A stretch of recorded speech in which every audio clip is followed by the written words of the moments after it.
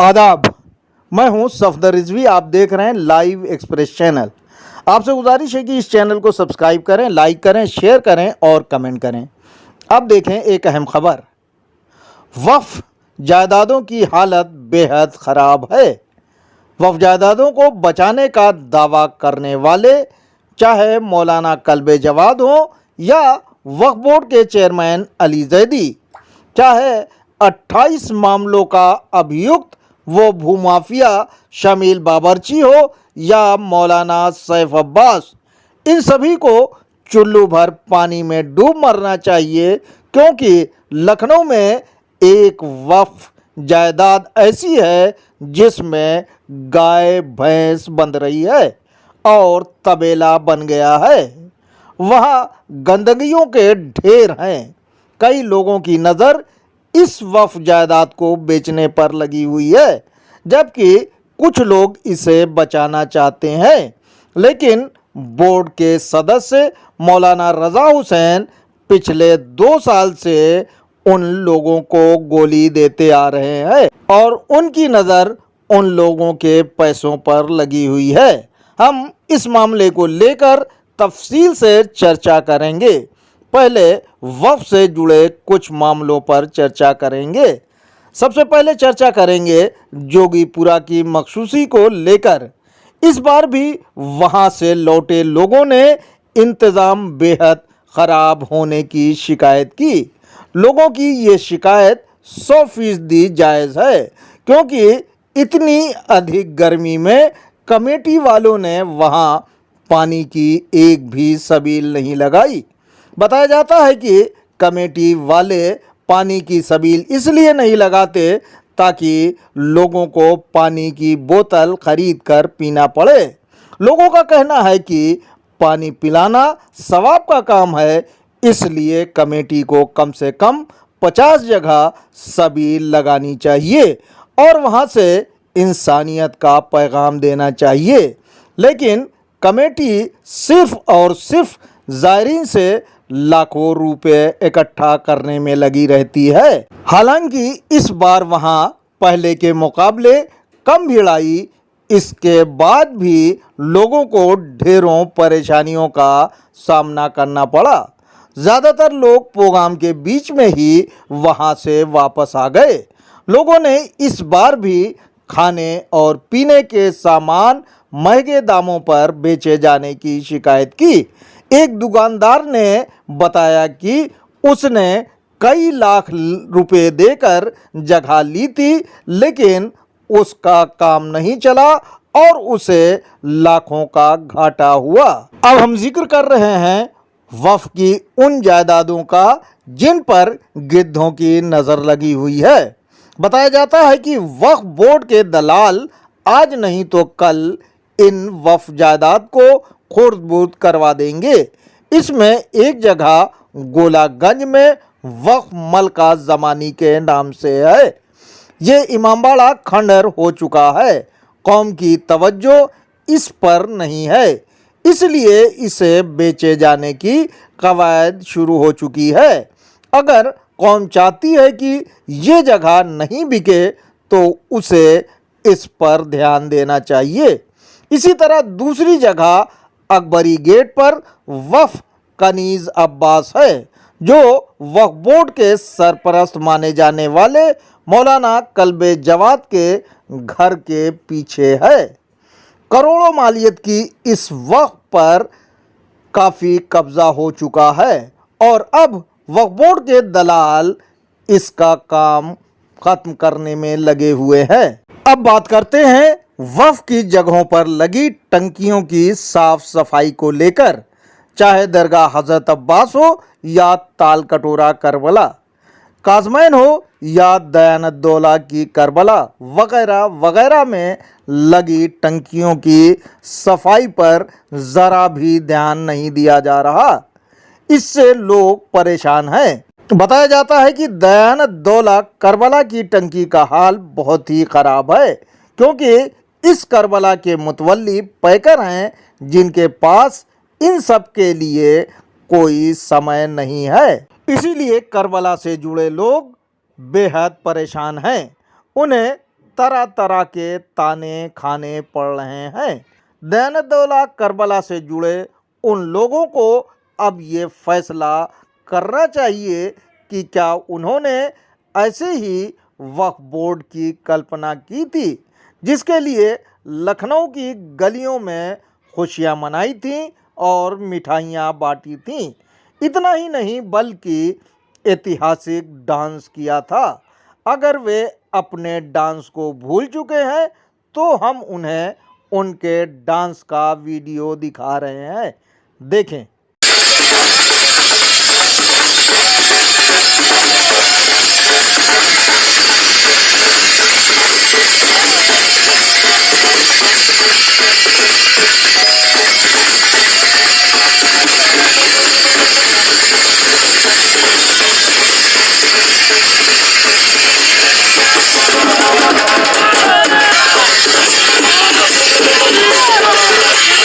अब हम जिक्र करेंगे उस वफ़ का जो लखनऊ में पुलिस लाइन के पास है। ये वफ़ जनाबे कासिम के नाम से जाना जाता है। इस वफ़ की हालत बहुत ही ख़राब है। कुछ लोग बताते हैं कि वे जब इस वफ़ यानी जनाबे कासिम के इमामबाड़े की हालत देखते हैं तो उन्हें लानतुल्लाह यजीद का ज़माना याद आ जाता है और उनकी आँखों से आंसू निकलने लगते हैं। ऐसा इसलिए क्योंकि यजीद ने जब रसूल के नवासे इमाम हुसैन अलैहिस्सलाम को कत्ल करा दिया तो उसने रसूलुल्लाह की मज़ार पर घोड़े और ऊँटों को बधवाया था और गंदगी करवाई थी। यही नज़ारा जनाबे कासिम के रोज़े पर देखा जा सकता है। जगह जगह भैंस और गाय बंधी हुई दिख जाएंगी। वहाँ गोबर और गंदगी के ढेर भी दिखाई देंगे, लेकिन वक्फ बोर्ड के चेयरमैन अली जैदी और मौलाना कल्बे जवाद को कुछ भी नहीं दिखाई देता।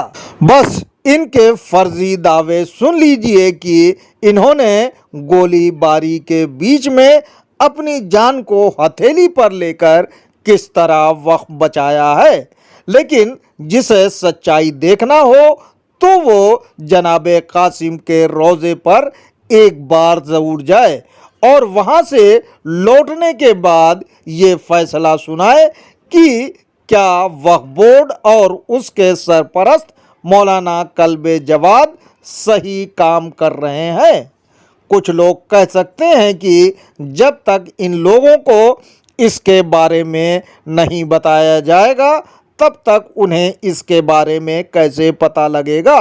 तो वे जान ले कि इसके बारे में हम पहले भी बोल चुके हैं और इसे लेकर सोशल मीडिया पर भी वीडियो डाली गई है। इतना ही नहीं बल्कि कई लोग रोज़ा बनवाने में दिलचस्पी रखते थे, इसलिए उन्होंने मौलाना जवाद और चेयरमैन अली जैदी से भी बात की, पर उन्होंने इस पर ध्यान नहीं दिया, इसलिए हालत बदतर होती जा रही है।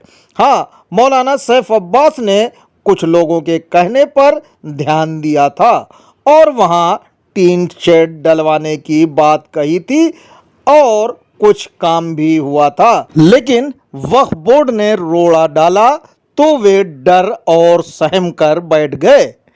अलीगढ़ के वसी हैदर चाहते थे कि रोज़े के अंदर से गंदगी साफ हो जाए और वहाँ रोज़ा बन जाए। उन्होंने भी कोशिश की थी कि काम शुरू हो जाए, लेकिन वे नाकाम रहे। उन्होंने सोचा कि मौलाना रज़ा हुसैन बोर्ड के सदस्य हैं, उनकी बोर्ड में बहुत चलती होगी, इसीलिए उन्होंने उनसे बात की।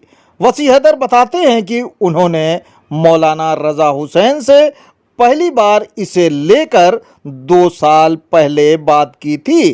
तब उन्होंने कहा था कि वे रोज़ा बनवाने के लिए चेयरमैन और मौलाना कल्बे जवाद से बातचीत करेंगे और वहाँ से गंदगी दूर करवाएंगे, रोज़ा बन जाएगा। इसके बाद उनसे कई बार बातचीत की, लेकिन वे हमेशा गोली देते रहे कि अब की फाइनल करवा दूंगा और रोज़ा बनवाने की परमिशन दिलवा दूंगा। लेकिन आज तक मौलाना रज़ा हुसैन ने ना तो परमिशन दिलवाई, ना ही वहाँ से गंदगी साफ हुई। हाँ, वे ज़रूर पूछते रहते हैं कि आपके पास कितने पैसे हैं और कितने पैसे का इंतज़ाम हो जाएगा। यानी ये कहा जाए तो गलत नहीं होगा कि उनकी नज़र पैसों पर रहती है। वैसे तो मौलाना रज़ा हुसैन बड़ी बड़ी बातें करते हैं। वे कहते सुने जाते हैं कि उन्होंने गोलीबारी के बीच में भी वफ़ को बचाया, इसीलिए लोग उन्हें नंबर 1 का झूठा बताते हैं। अभी हाल ही में उन्होंने जिस तरह की तकरीर दरगाह में की और बताया कि उनके सामने से गोली निकल गई और वे बच गए, तब से लोग उन्हें जुमलाबाज और झूठा कहने लगे हैं। वक्फ मामलों के अल्लामा कहे जाने वाले ज़मीर नकवी का कहना है कि मौलाना रज़ा हुसैन झूठे ही नहीं बल्कि बेईमान भी है। अगर वे जनाब कासिम के रोज़े में फैली गंदगी को हटवाने और रोज़ा बनवाने की मंजूरी नहीं दिलवा सकते तो उन्हें बोर्ड की सदस्यता से इस्तीफ़ा दे देना चाहिए। ऐसा इसलिए क्योंकि उन्हें सदस्य इसीलिए बनाया गया है ताकि वे कौम के काम आ सकें। क्या उन्हें रोज़े की बेहुरमती पर कोई एतराज़ नहीं है? और अगर है तो उन्होंने इसे हटवाने के लिए क्या किया? उन्हें कौम को बताना चाहिए। उन्होंने कहा कि ऐसे ज़मीर फरोश लोगों से लोगों को होशियार रहना चाहिए, क्योंकि ये वो मौलाना हैं जो कौम की जीनत बनने की बजाय जिल्लत करवाने पर तुले हुए हैं। कौम को इन झूठे मौलवियों का बाइकाट करना चाहिए, क्योंकि ये चीख चीख कर झूठ बोलते देखे जाते हैं कि उन्होंने गोलियों के बीच वक़्त बचाने का काम किया है। इन झूठों पर लानत है जो हज़रत कासिम का रोज़ा बनवाने में कोई मदद नहीं कर रहे हैं। इन बातों का जिक्र करने के पीछे मकसद सिर्फ इतना है कि कोई भी वक़्त को बचाने वाला नहीं है, चाहे मौलाना रज़ा हुसैन हो या मौलाना कल्बे जवाद या वक्फ बोर्ड के चेयरमैन अली जैदी। इन लोगों को अपनी अपनी फ़िक्र रहती है। ये वहीं जाते हैं जहां इन्हें कुछ मिलने की उम्मीद रहती है। इसीलिए ये कहते सुने जाते हैं कि इन्होंने दिल्ली में जाकर वफ़ शाह मर्दा के लिए काम किया और उसे बचाया। लोगों को ये मालूम होना चाहिए कि वफ़ शाह मर्दा की रोज़ाना की आमदनी 2 लाख रुपये बताई जाती है। इसीलिए वे लोग वहाँ वफ़ बचाने के लिए तो जाते हैं, लेकिन उनके घर से चंद किलोमीटर की दूरी पर स्थित जनाब कासिम के रोज़े की ना इन्हें गंदगी दिखाई दे रही है, ना इन्हें ये दिखाई दे रहा है कि इस रोज़े की हालत सुधारनी चाहिए या इस रोज़े की जगह को बचाना चाहिए। बहरहाल हर एक पर फ़र्ज़ है कि वो वफ़ की जायदाद को बचाने के लिए जो कर सकता है ज़रूर करे, क्योंकि अगर लोगों ने, ख़ासकर अंजुमनों ने इन जगहों पर से नज़र हटा ली तो वफ़ खोरों को उस वफ़ को बेचने का मौका मिल जाएगा। इतना ही नहीं बल्कि लोगों को चाहिए कि वे पुलिस और प्रशासन से वफ़ के लुटेरों की शिकायत करें और ज़रूरत पड़े तो उन्हें अदालतों का भी दरवाज़ा खटखटाना चाहिए। चूँकि मुख्यमंत्री जिम्मेदार व्यक्ति होते हैं, इसीलिए जहां भी गड़बड़ी होने की आशंका हो तो उस मामले को लेकर मुख्यमंत्री के कार्यालय से भी संपर्क करना चाहिए और उनसे कार्रवाई करने की मांग करना चाहिए। आपसे गुजारिश है कि इस चैनल को सब्सक्राइब करें, लाइक करें, शेयर करें और कमेंट करें।